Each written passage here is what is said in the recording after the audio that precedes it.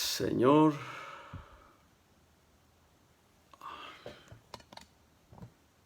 Señor Jesús, yo sé que tú eres santo, yo sé que tú eres todopoderoso, aleluya. Bendito sea el Señor, nuestro Dios todopoderoso, a Él damos toda la gloria y toda la honra, por siempre y para siempre. Aleluya. Bueno, esto no quiere, ahora sí. El Señor les bendiga, les saludamos desde la ciudad de Tijuana, Baja California, México, la Iglesia Sublime Gracia.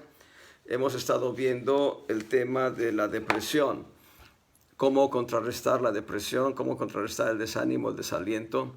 Son sinónimos, desánimo, desaliento, depresión, son sinónimos y nosotros tenemos herramientas que Dios nos da para contrarrestar esta enfermedad. Es una enfermedad del alma y hemos visto ya, hemos definido qué es el desánimo, o por lo menos tenemos una idea de qué es el desánimo.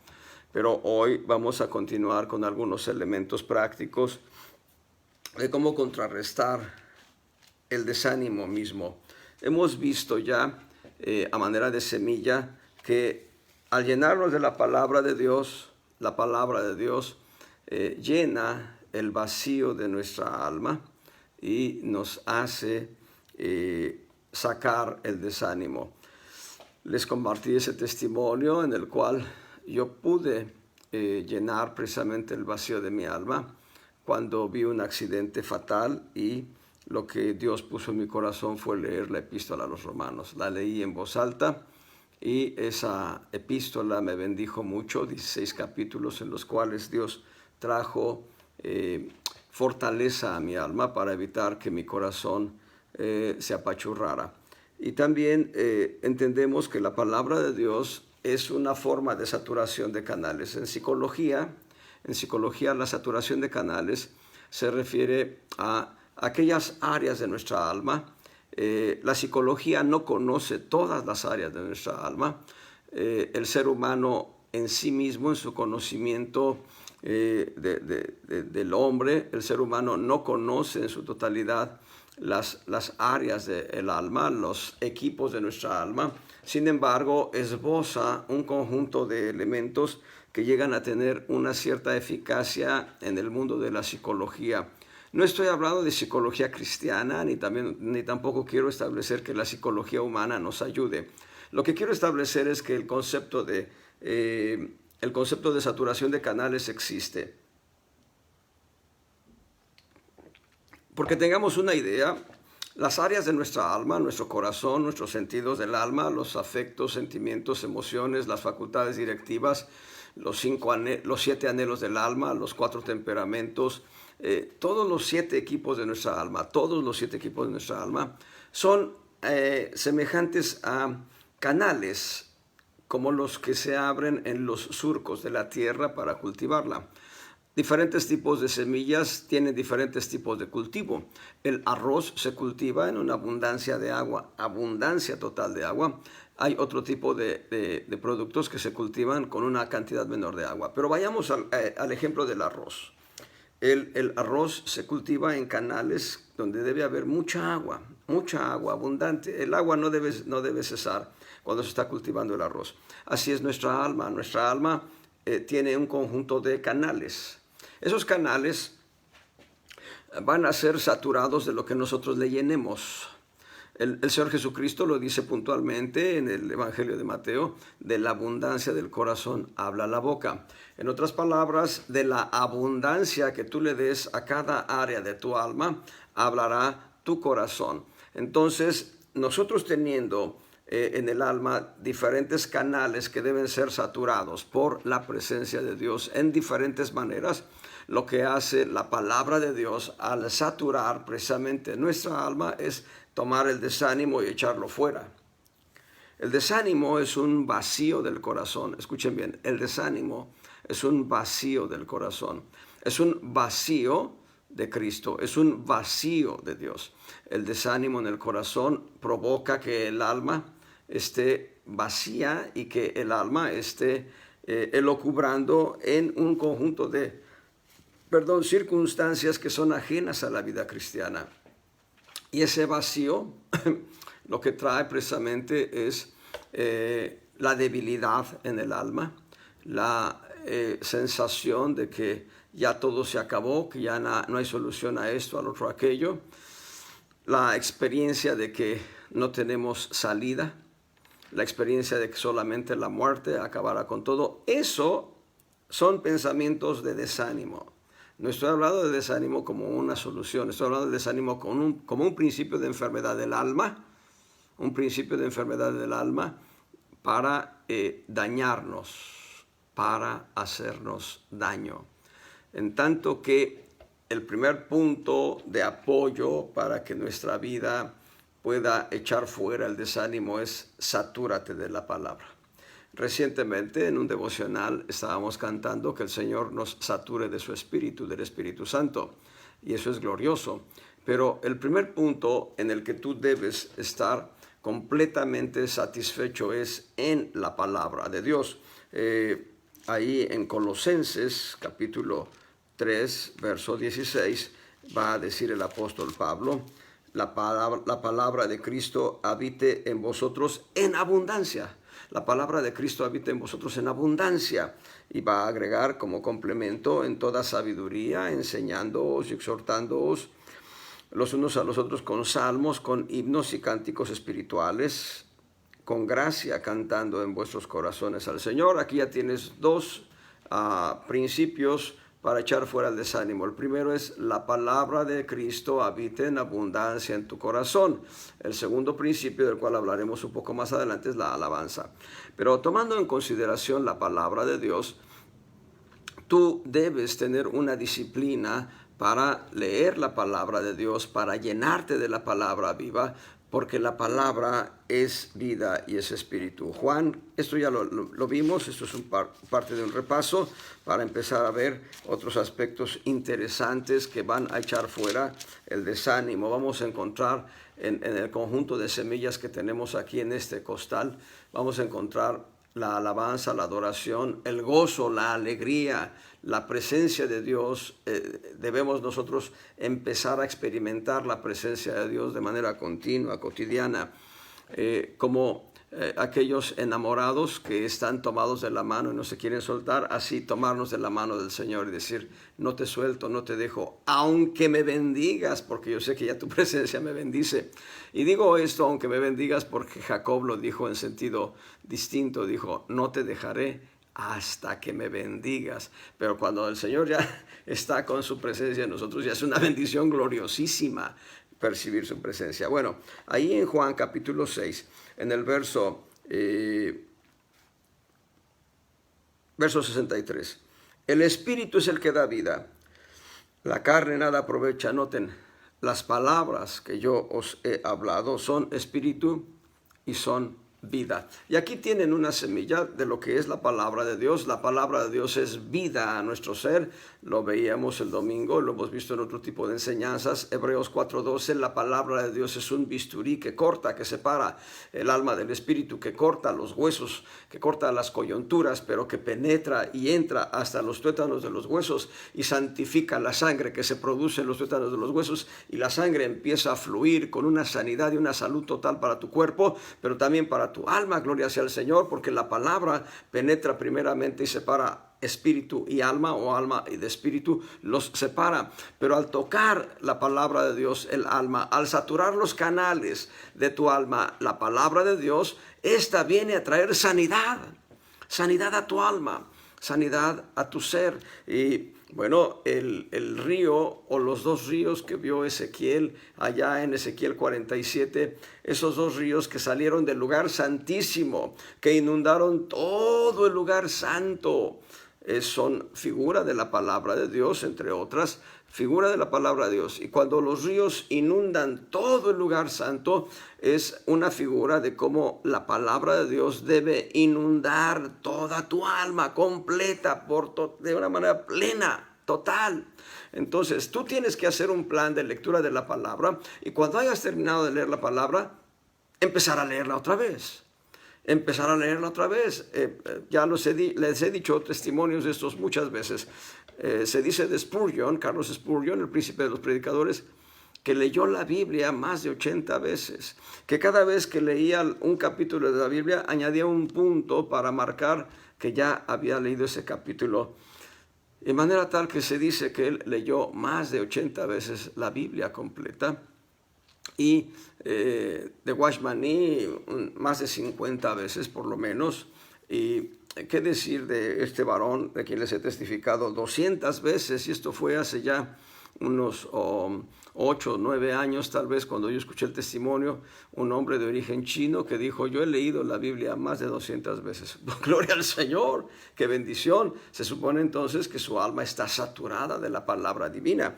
Y hay un hermano en Guatemala, de quien he oído su nombre, ahorita lo olvidé, pero él se dice que lee la Biblia con una disciplina bárbara. Y hay un profeta que yo conocí, él radica en la Ciudad de México, él ministra en una iglesia local, y se dice de él lo dijo, quiero corregir, él lo dijo en una reunión de ministerios, y esto lo dijo hace unos 10, 12 años más o menos, que él tenía el propósito de leer la Biblia 4 veces al año. Esto significa leer la Biblia completa cada 3 meses. Bendito sea el Señor. En la medida que tú te saturas de la palabra de Dios, hablarás palabra de Dios. En la medida que tú te saturas de la palabra de Dios, cuando hay una pregunta, cuando hay un cuestionamiento en el plano espiritual, tú tendrás una respuesta de acuerdo a la palabra de Dios, y el desánimo no podrá estar dentro de tu corazón. El desánimo se habrá ido por completo. Y bien, he mencionado también, he mencionado el tema de la palabra, pero ahora veamos en Santiago, en Santiago capítulo 5, verso 13, vamos a encontrar ahí 2 principios que echan fuera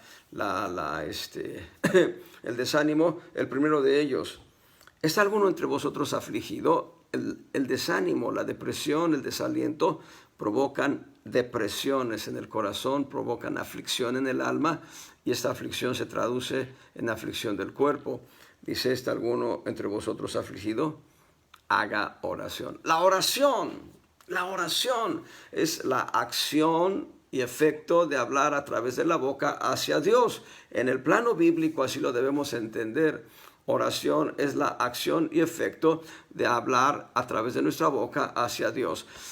El Señor Jesucristo nos da un modelo de oración, y sus discípulos sabían de la oración. El pueblo de Israel sabía de la oración. De hecho, la palabra oráculo, que se escucha como un poco así, no sé cómo calificarlo ahorita. La palabra oráculo que aparece en la Escritura es el lugar de la oración. Eso significa. Y también hay unas versiones más modernas que traducen por profecía oráculo. Pero la palabra, en realidad, oráculo, nos habla del lugar de la oración. Y no voy a meterme ahorita en esa definición, voy a meterme en el punto específico y claro de la oración misma. Cuando aquí dice: ¿está alguno afligido? ¿Está alguno desanimado? ¿Está alguno? Haga oración. Haga oración. Y luego dice: ¿está alguno alegre? Cante salmos. Otra vez la alabanza. Tenemos que hablar de la alabanza también como una forma de echar fuera el desánimo, pero ahorita es la oración. Y la oración va a echar fuera el desánimo, porque la oración te conecta con Dios. La oración es importantísima. El modelo de oración que nos da el Señor Jesucristo lo encontramos en el Evangelio de Mateo y en el Evangelio de Lucas. En el Evangelio de Lucas es un esbozo. Es en el Evangelio de Lucas donde los discípulos del Señor le dicen: enséñanos a orar. Perdón, viene el testimonio a mi corazón que no debo estar como merólico. Bueno, los discípulos del Señor le dicen ahí en el Evangelio de Lucas: enséñanos a orar. Y el Señor les da el modelo del Padre Nuestro. Y debo decirles, vamos a ver la estructura del Padre Nuestro, no de manera exhaustiva, pero sí de manera enunciativa, para poder entender que la oración echa fuera el desánimo. En Mateo capítulo 6, En el verso 9, ahí es donde nos da el modelo completo. En Lucas está incompleto el modelo de oración. En Mateo 6 está completo. Verso 9 al verso 13. En solo 4 capítulos, 5 versículos, está la oración modelo. Dice, vosotros pues oraréis así. Y aquí va. Padre nuestro que estás en los cielos, santificado sea tu nombre. Venga tu reino. Sea hecha tu voluntad, como en el cielo, así también en la tierra. Danos hoy nuestro pan cotidiano y perdónanos nuestras deudas, así como también nosotros perdonamos a nuestros deudores. Y no nos metas en tentación, mas líbranos del mal, porque tuyo es el reino, el poder y la gloria por todos los siglos. Amén. Aquí encontramos por lo menos 8 elementos estructurales de la oración correcta. Cuando tú ves que viene el desánimo, cierra las puertas y ponte a orar. Ponte a orar y lo primero que tienes que hacer es reconocer tu filiación con Dios. Tu filiación con Dios es esta: tú eres hijo de Dios. Esto lo dice Juan capítulo 1, versos 11 y 12. A los suyos vino, los suyos no le recibieron, mas a todos los que le recibieron, a los que creen en su nombre, les dio potestad de ser hechos hijos de Dios. Verso 13, los cuales no son engendrados de carne, ni de sangre, ni de voluntad de varón, sino de voluntad de Dios. Tú y yo hemos sido engendrados de Dios y somos hijos de Dios. Por tanto, cuando hablamos hacia el Padre, cuando hablamos hacia Dios, debemos decirle: Padre, Abba, Padre, papacito, papito, papi. Y podemos decirle con total confianza y convicción: Padre nuestro. Y saber, reconocer que Él está en el tercer cielo, como dice el Salmo 103, que Jehová asentó en los cielos su trono y su reino domina sobre todos los reinos. Él está en lo más excelso, en lo más sublime, en lo más alto, y no hay lugar más alto que Él. Uno de los nombres con el que Él se distingue, y a su vez es uno de los atributos: Él es el Altísimo. Bendito sea el Señor. Entonces podemos decirle categóricamente a Dios, al Dios nuestro, al Dios que hizo los cielos y la tierra, podemos decirle: Padre nuestro que estás en los cielos. Y enseguida glorificarle, enseguida exaltarle, enseguida bendecirle, porque lo que dice el modelo de la oración es: santificado sea tu nombre. Nosotros debemos exaltar a Dios, debemos hablar sus cualidades, sus atributos, debemos declarar lo que Él es, lo que Él tiene, lo que Él hace. Hablar de sus atributos. La Biblia llena de conceptos, de adjetivos calificativos a nuestro Dios: el eterno, el siempre eterno, el todopoderoso, el exaltado, el entronizado, el altísimo. Dios de bondad, de misericordia, de piedad, de amor. Debemos exaltarle cuando venimos en oración ante el Señor. Santificado sea tu nombre. Y el modelo nos va diciendo: venga tu reino. Debemos pedir que el Señor establezca su reino en esta tierra, que Él venga e invada este sistema que no es de Él, este mundo que no es de Él, pero que lo invada con su presencia, para que el reino del Señor se establezca como Él quiere establecerlo.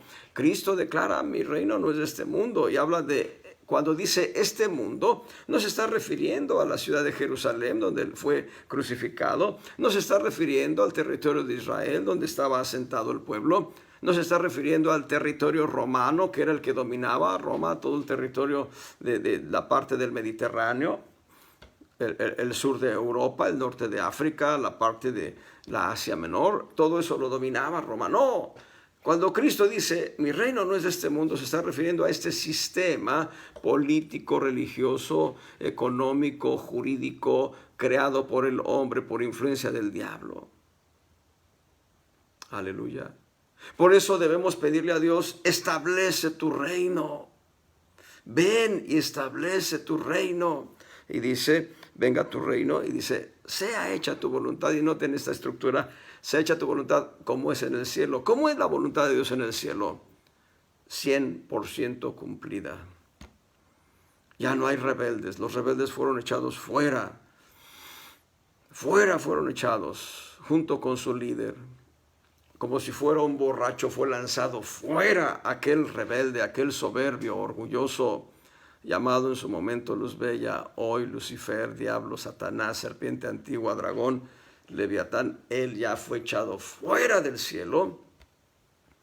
Y ahorita me acuerdo de un principio que nos enseñó nuestro pastor que teníamos en México, que nos decía, cuando el diablo quiera venir a oprimirte y a decirte lo malo que eres, simplemente recuérdale que él, el diablo, fue echado del cielo fuera y que tú vas al cielo. Gloria al Señor. No recuerdo cómo era el refrán completo, pero no es mi intención hablar de refranes, sino hablar de la palabra de Dios. Y entonces viene la petición. Danos nuestro pan cotidiano. Yo diría, aquí podemos poner todas nuestras cargas y decirle, Señor, mi corazón está desanimado, mi corazón está desalentado, estoy en una depresión profunda. Y el Señor va a sacarnos de lodo cenagoso, Salmo 40, verso 1. No hay lugar al desánimo para un creyente que tiene a Cristo en su corazón. Cristo ya inundó todo tu espíritu. Cristo quiere llenar toda tu alma porque el desánimo se manifiesta en el alma, nunca en el espíritu. Es más, el espíritu no es susceptible de ser poseído por ningún espíritu inmundo, excepto solamente por Cristo. Tu espíritu humano fue diseñado para que Cristo entrara y habitara ahí en tu espíritu por la eternidad. Una vez que entra, nunca se va a ir de ahí. El espíritu humano no es posible que sea poseído por el diablo, aun cuando sea un espíritu muerto. No se puede poseer por el diablo. El alma llega a ser oprimida por el enemigo, que Dios reprenda al diablo. Entonces, dice, perdónanos nuestras deudas, hay que pedirle perdón al Señor. Muchas veces la opresión, muchas veces el desánimo, el desaliento, viene por falta de perdón. Cuán importante es que sepas perdonar. Hay quienes padecen problemas en los huesos por no perdonar. Cuán importante y trascendente es el perdón. Que perdones. Dice, venga, perdónanos como nosotros también perdonamos a nuestros deudores. No nos metas en tentación y líbranos del mal. Ahí también la oración ya está en el sentido de decirle al Señor, bueno, saca todo desánimo, todo desaliento de mí. No me metas en tentación, líbrame del mal. Y otra vez exaltar al Señor. Tuyo es el reino, el poder y la gloria por todos los siglos. Amén. La oración modelo inicia con una exaltación hacia Dios, santificado sea tu nombre. La oración modelo termina con una exaltación a Dios. Tuyo es el reino, el poder y la gloria. Nosotros debemos orar de esa manera, siempre glorificando a Dios, al inicio de nuestras oraciones y al final de nuestras oraciones. Cuán importante es esto. Entonces ya llevamos 2 semillas que nos ayudan a echar fuera la depresión, el desánimo, el desaliento, la abundancia de palabra de Dios en el corazón, lo que se conoce como una saturación de canales, que todos los equipos de tu alma estén saturados de la palabra de Dios, y también la oración, la comunión con Dios. Busca la comunión con Dios. Y lo que te dije que parece un refrán, lo que te dije, cuando veas que viene el desánimo, cierra las puertas y métete en comunión con Dios. Cuán importante es eso. Uno distingue cuando quiere venir el desánimo. Y es muy importante cerrar las puertas para que no entre. Quiero que veas algo más. Esto es un acto de fe. Hablamos de fe hace 2 semanas. Y este es un acto de fe muy, muy precioso que debes aplicar a la palabra viva. Dice ahí en Isaías 63:9.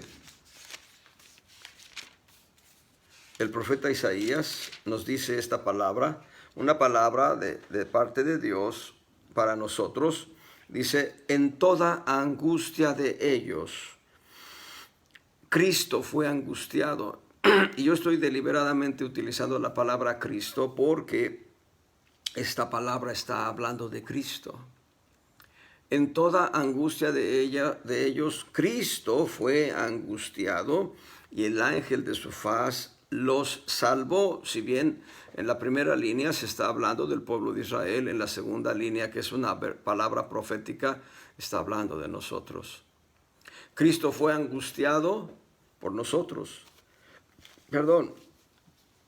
Dice, el ángel de su faz los salvó. Y agrega, en su amor y en su clemencia los redimió y los trajo y los levantó todos los días del siglo. Y aquí tienes la semilla. Es el amor de Cristo por ti y por mí lo que le obligó a Cristo, y la palabra obligó suena fuerte, pero es así. Cristo se sometió al imperio de la voluntad divina, de la voluntad del Padre.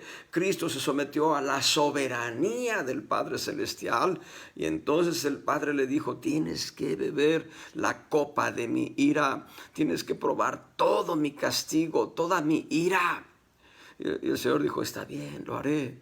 ¿Pero por qué lo hizo? Por amor a ti, por amor a mí. Pero en esa ira que se ciñó sobre la humanidad de Jesús, estaba la angustia. La angustia es un efecto nocivo en el alma que te machaca, que te oprime, que te hace daño, que te provoca desánimo, desaliento, que te provoca depresiones. Pero lo que está diciendo el profeta es que Cristo llevó tus angustias. Por eso debes ejercer fe. Debes creer a lo que dice la palabra. Cuando alguien te dice, yo no creo esto, o yo no soy digno de aquello, estás menospreciando la gracia, estás haciendo pecados contra la gracia del Señor. Si dice aquí que en toda angustia mía Cristo fue angustiado, entonces yo ya no debo sufrir angustias, las angustias que traen las depresiones y el desánimo. Este texto debemos ligarlo con Isaías 53:7. Y vean lo que dice Isaías 53:7. Angustiado él y afligido, no abrió su boca. Como cordero fue llevado al matadero y como oveja delante de sus trasquiladores, enmudeció y no abrió su boca. Entonces, no cometas el pecado de sufrir las angustias que Cristo ya padeció. Cristo llevó tu angustia para que tú no la padezcas hoy. Gloria sea al Señor. Gloria sea al Señor. Hay quienes hacen vana la gracia divina, pero la gracia nos ha sido dada para disfrutarla precisamente con un agradecimiento, con acción de gracias a Dios. Cristo fue angustiado por nosotros. ¿Qué dice Isaías 61:3? Dice, a ordenar a Sión, a los enlutados, para darles gloria en lugar de ceniza, óleo de gozo. Aquí está. Otra bendición que recibes para que tú no seas angustiado. Óleo de gozo en lugar de angustia. En lugar del luto, manto de alegría en lugar de el espíritu angustiado. Y serán llamados árboles de justicia, plantíos de Jehová para la gloria de Dios. Y aquí tienes dos aspectos más que pueden llenar tu vida para que tú no sufras desánimo ni desaliento. Óleo de gozo y manto de alegría. Gozo y alegría. Qué tremendo cuando nosotros podemos gozarnos en el Señor. Saben, hay un matrimonio, hay una pareja que conocemos, mi esposa y yo, que cuando hacía sus devocionales, tiempo atrás, él cantaba a voz en cuello.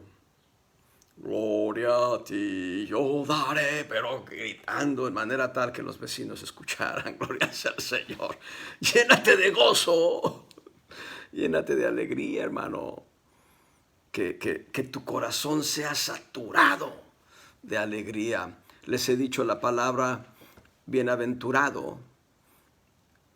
Sí, tiene dos líneas de significado. Bienaventurado, Macarius, habla de un gozo superlativo, habla de una alegría, de un gozo que está por encima de situaciones adversas, por encima de circunstancias que te quieren lastimar, te quieren dañar. Bueno, ese gozo va en dos direcciones. Número uno, es un calificativo. En otras palabras, tú eres bienaventurado porque lo dice la palabra de Dios. Pero número dos, y esto es lo clave, eso es la clave. Tú eres bienaventurado porque lo vives, porque lo experimentas, porque tu vida está llena de gozo. Esto lo vimos la semana pasada, cuando citábamos el apóstol Pablo escribiendo a los filipenses. Dice, gozo y corona mía. Y luego dice, gozaos en el Señor siempre. Otra vez os digo que os gocéis. Eso lo dice Pablo a los filipenses. ¿Quiénes son los filipenses? Los filipenses en aquella época era una de las iglesias más alegres, más gozosas de todas las demás iglesias. Comparada con las demás iglesias, la iglesia de Filipos era una iglesia de gozo, de alegría. Y hablamos de gente que no todos eran, digamos, no todos venían de un precedente moralmente bueno, entre comillas. Decir que algunos de ellos venían de la prisión porque se habían convertido en la prisión, habla de gente que había cometido algunos delitos, pero Cristo los había cambiado ya, su corazón había sido transformado y gloria sea al Señor porque ese tipo de hermanos en Cristo pueden experimentar el Salmo 32 que también hemos leído ya, el Salmo 32 versos 1 y 2, bienaventurado aquel cuyas iniquidades son perdonadas y borrados sus pecados. Bienaventurado el hombre a quien no imputa Jehová la iniquidad y en cuyo espíritu no hay superchería. Vean, dos bienaventuranzas que tienen que ver con justificación, que tienen que ver con perdón de pecados. Dos bienaventuranzas que nos enseñan que tus pecados son borrados ya. Así dice el canto. Mis pecados son borrados ya. Mis pecados son borrados ya. Mi Jesús los sepultó en la más profunda mar. Mis pecados son borrados ya. Y eso de que el Señor los sepultó en la más profunda mar está registrado en uno de los profetas del Antiguo Testamento. No hay más pecado. Justificados en Cristo, tenemos paz para con Dios por medio de nuestro Señor Jesucristo. Ahora pues, ninguna condenación hay para los que están en Cristo Jesús. Gloria sea al Señor. No hay motivo de desánimo para un corazón que está consciente de lo que Dios ya perdonó, de lo que Dios ya olvidó. Y esto es glorioso. En toda angustia nuestra, ¿saben? En los evangelios, el Señor empezó a padecer opresiones angustiosas. Empezó a padecer opresiones que Él no debía padecer. Opresiones por causa nuestra. Bendito sea el Señor Jesucristo. Aleluya. Ahí en Mateo, en el capítulo 26. Mateo 26 dice el verso 36, entonces llegó Jesús con ellos a la aldea que se llama Getsemaní y dijo a sus discípulos, sentaos aquí hasta que vaya allí y ore. Y tomando a Pedro y a los dos hijos de Zebedeo comenzó, noten, a entristecerse y a angustiarse. Comenzó a entristecerse y a angustiarse en gran manera. Verso 38. Entonces Jesús les dice: mi alma está muy triste hasta la muerte. Noten, Cristo empezó a sufrir cada una de las angustias de cada ser humano que ha pasado por esta tierra. Y las angustias de todo ser humano que está por nacer, que van a nacer en el futuro.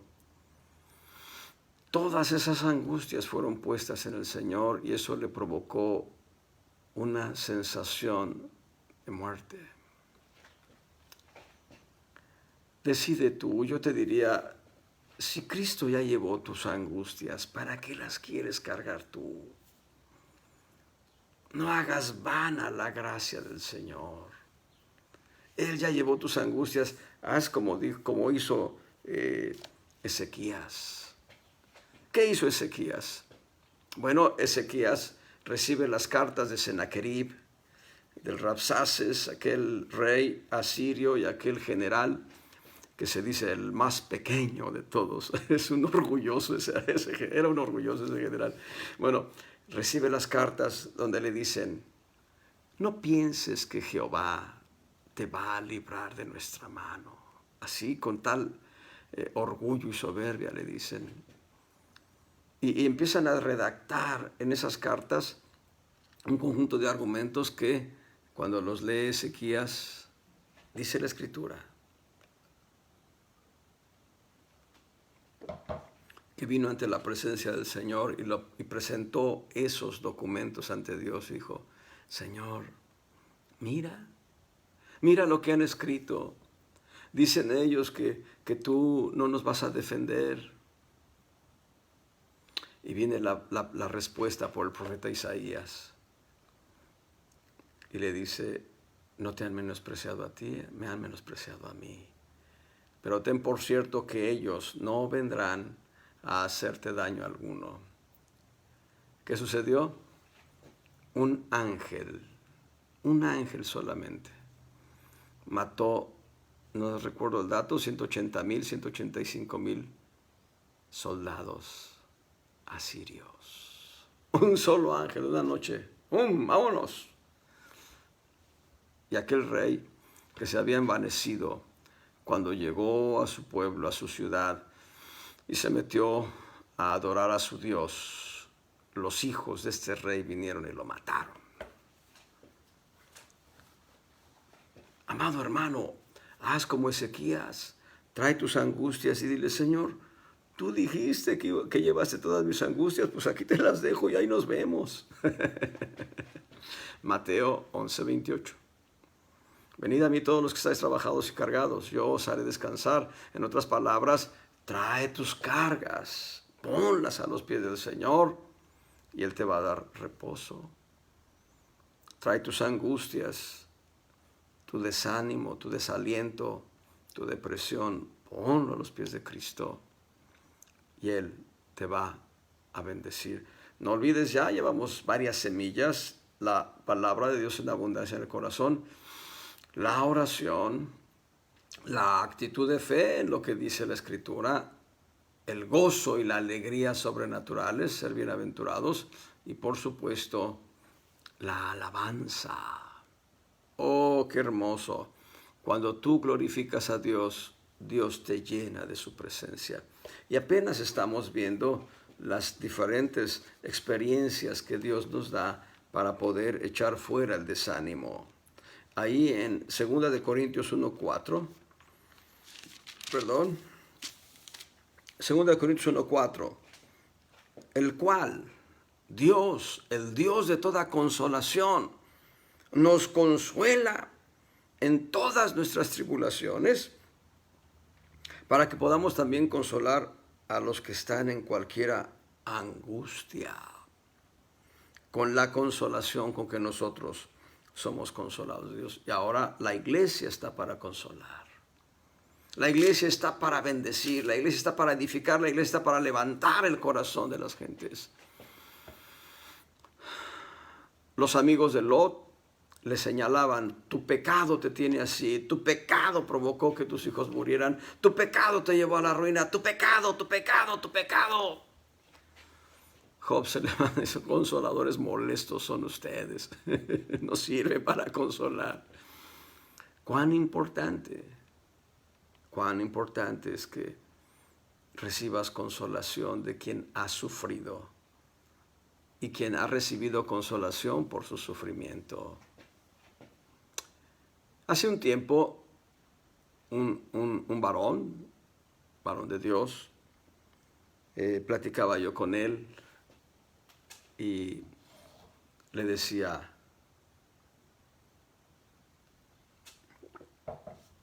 el que hace misericordia con alegría.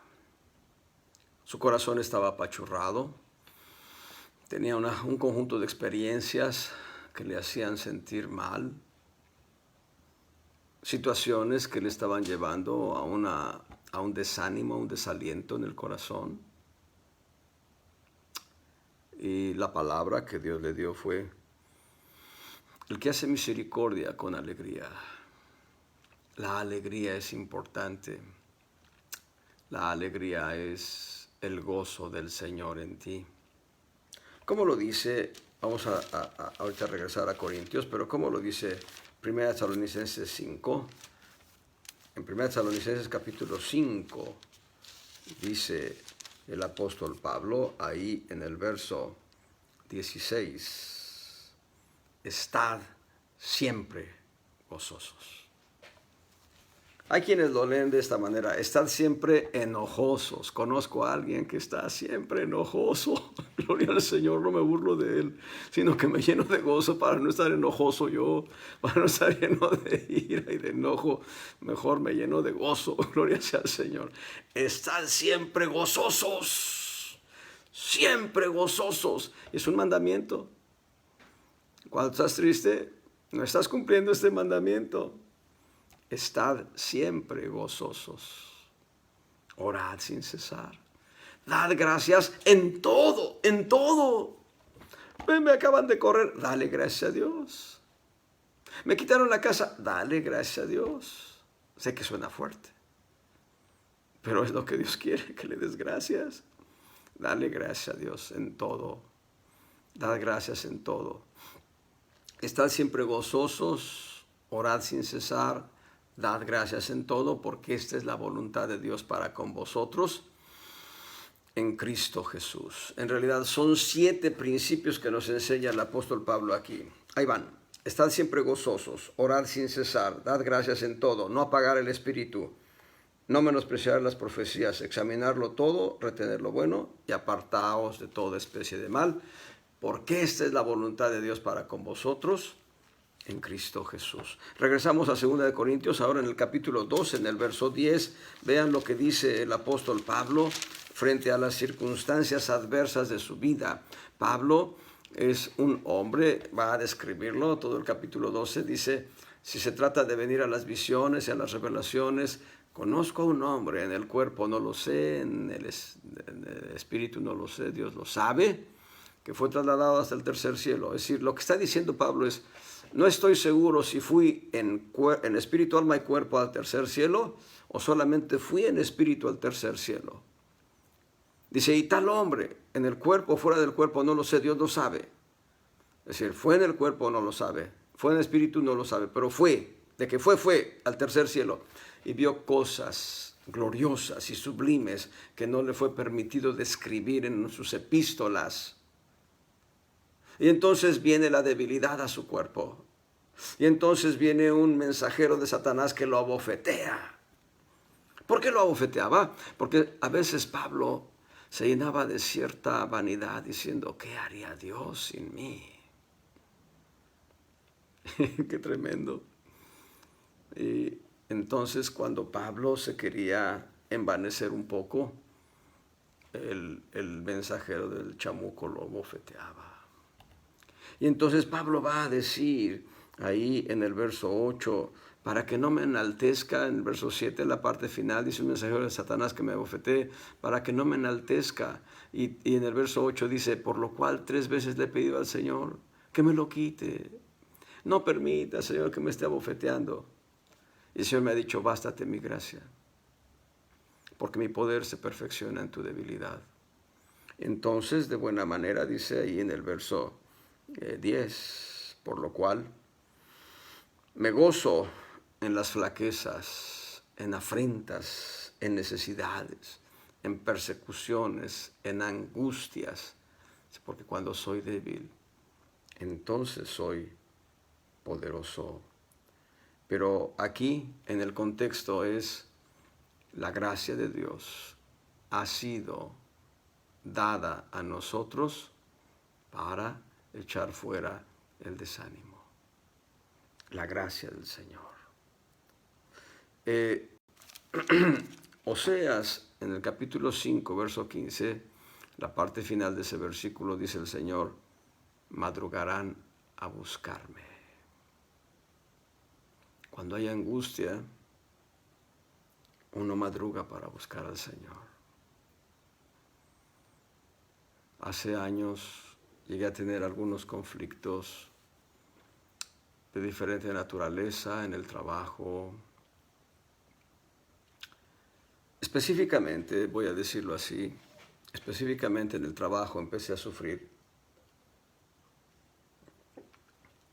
oposiciones que nada tenían que ver con el trabajo, sino con mi fe. Así lo creo, tal vez yo estoy equivocado. Si estoy equivocado, pido perdón a Dios, pero el punto es que sí había oposiciones. Y había algunos creyentes en mi oficina, así que les dije, todo esto está pasando porque no oramos. Así que temprano por la mañana, como dice el salmista, temprano yo te buscaré. Temprano estábamos ahí en la oficina, vamos a orar.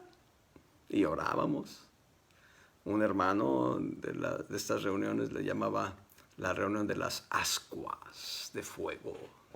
Ascuas de fuego. Madrugarán a buscarme, dice el Señor. Pues, cuando empezaron los cocolazos, ahí estábamos de temprano a la mañana. Fue un hábito que tuve durante toda mi estadía en el trabajo, en esa oficina, ya no estoy ahora. Un hábito que tuve durante casi toda mi estadía en esa oficina, durante más de 20 años, por lo menos puedo decir que unos 16 años tal vez menos, no puedo decir bien, pero tuvimos ascuas de fuego, orando, madrugábamos para orar. En otras palabras, no era madrugada, no era a las 5 de la mañana, no era a las 4 de la mañana, sino que era antes de empezar la jornada laboral. Espero que este video no caiga en manos de aquellos que quieran mi daño para que luego me denuncien. Gloria sea al Señor, gozo, alegría. ¿Te das cuenta? Madrugarán a buscar al Señor. Y bueno, les reitero, teníamos esos tiempos devocionales. Quien bautizó esas reuniones de ascuas se fue, llegaron otros. El jefe de ese compañero de trabajo, quien era su jefe, le dijo un día, bueno, ustedes se meten temprano a la oficina del jefe para hablar de mí. ¿Qué pasó? ¿Por qué no me invitan? No, pues vente para adentro, pues. Y ahí se le ministró el evangelio y entregó su vida a Cristo. Gloria sea al Señor. Cuán importante es que el desánimo no llene tu corazón. Llena tu corazón de la palabra, de oración, de fe, de alabanza, de gozo, de alegría. Llena tu corazón de la presencia de Dios. En el segundo libro de Samuel 22:7, David hablándole a su hijo Salomón, vamos a ver si es verdad, dice, este es un salmo. Este salmo está reflejado también en el Salmo 18. Este es el Salmo 18 aquí. Y él está diciendo, tuve angustia e invoqué a Jehová. Clamé a mi Dios y él oyó mi voz desde su templo. Ahora, fíjense bien, en el Antiguo Testamento Dios se endurecía porque veía que Israel tenía un corazón durísimo. Lean la historia en los libros de los reyes, en los libros de las crónicas, cuando se habla de los reyes de Israel. Todos, escuchen bien, todos los reyes que gobernaron Samaria después de Jeroboam, digo, a partir de Jeroboam más bien, a partir de Jeroboam, todos los reyes que gobernaron Samaria, pasando por Acab y todos ellos, fueron reyes malos, malos. Irritaron a Dios con sus ídolos. Pero la historia no cambia mucho con Judá y Jerusalén. De todos los reyes de Judá, de todos los reyes de Judá, a partir de Roboam, solo 7 reyes se les llama e hizo lo bueno delante del Señor. Y algunos de los 7 reyes que hicieron lo bueno no lo hicieron al 100%, no quitaban los altos, no quitaban los altares. La palabra altos habla de los altares a los ídolos. Solamente hay 3 reyes que destacan y tienen todavía una que otra debilidad. Josafat. ¿Cuáles fueron las debilidades de Josafat? Hacer mancuerna con Acab, un rey impío. El rey de Samaria era Acab, Josafat era el rey de Judá, y con el hijo de Acab también. Ezequías, Josafat, Ezequías. ¿Cuál fue el error de Ezequías? Pedir más años de vida. Y en esos 15 años de vida le mostró los tesoros a Babilonia, los tesoros que había en Israel, en Judá, en Jerusalén. Y Josías tiene una sola debilidad que significa su vida. Josías se enfrentó a Faraón cuando no era de Dios que lo enfrentara. Faraón lo mató, lo hirió y murió en su ciudad. Les reitero, de los 7 reyes que hicieron lo bueno, 7 reyes de Judá que hicieron lo bueno, solo destacan Josafat, Ezequías y Josías. Pero ¿a dónde voy? Durante la vigencia de la ley en el Antiguo Testamento, Dios era irritado y les mandaba juicios. En el Nuevo Testamento, la gracia va más arriba de los límites de la ley. Y hay un principio de gracia que a mí me bendice mucho. Bendijo a Manasés, un rey impío, hijo de Ezequías. Manasés clamó a Dios cuando estaba en angustia en la prisión y Dios lo salvó y lo regresó. Pero Manasés restauró. Y lo que Dios hace, de acuerdo a 2 de Timoteo, capítulo 2, verso 13, si fuéramos infieles, Él permanece fiel. No se puede negar a sí mismo. Cuando tú y yo estemos en angustia, cuando tú y yo estemos en desesperación, en desolación total, en el desamparo, cuando tú y yo estemos en desánimo, en desaliento, en depresión, invoquemos al Señor Jesús. Él extenderá su brazo y nos restaurará. Gloria sea al Señor. Debo terminar en un minuto, pero debo decirles que cuán importante es llenarnos de la palabra de Dios, saturar los canales de nuestra alma con la palabra de Dios. Tener tiempos devocionales de oración con Dios para echar fuera el desánimo, o para más bien no permitir que entre, cerrarle las puertas. Tener fe en lo que dice la Escritura, que Cristo llevó nuestras angustias para que nosotros no las suframos. Llenarnos de gozo y de alegría. Ser bienaventurados en la práctica. ¿Sí? Tiempos de alabanza y adoración al Señor. Y obviamente tener ese tipo de experiencias de De gozo y alegría mencioné, pero aún si tuviéramos que padecer el desaliento, invocar al Señor. Él nunca se va a negar. Y si hay algo más, espero poderlo compartir la próxima semana, pero si no, tú ya tienes ahora un conjunto de experiencias sobre las cuales moverte para que el desánimo, para que el desaliento no entre a tu vida. Jamás. Échalo fuera. Y si lo ves venir, ciérrale las puertas antes de que entre. Dios te bendiga.